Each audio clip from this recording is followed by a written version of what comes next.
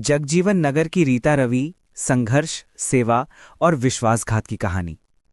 बिहार के बेतिया जिले में स्थित जगजीवन नगर का एक शांत सा मोहल्ला था, लेकिन इस मोहल्ले की नियति बार बार बदलती रही।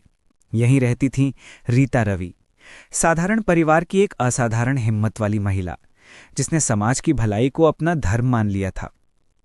3 हारें, पर हिम्मत नहीं हारी। रीता रवि ने पहली बार मुखिया पद का चुनाव लड़ा।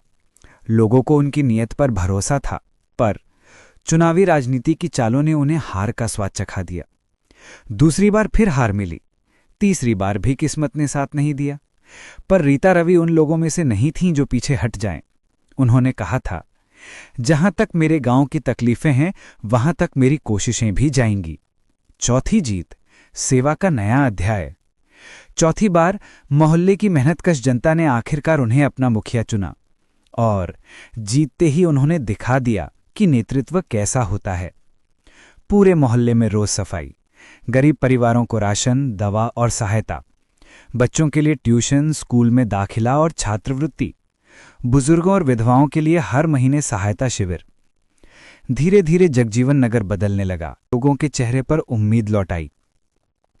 फिर आया चुनाव और शुरू हुई राजनीति की जंग। 5 साल बाद फिर चुनाव आया।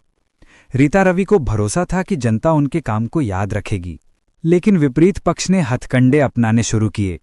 गरीब और मासूम लोगों को पैसा, शराब, मांस मछली का लालच दिया जाने लगा। कई लोग मजबूरी में खरीद फरोख्त की राजनीति का हिस्सा बन गए, और अंततः रीता रवि चुनाव हार गईं। फिर से वही अंधेरा लौट आया।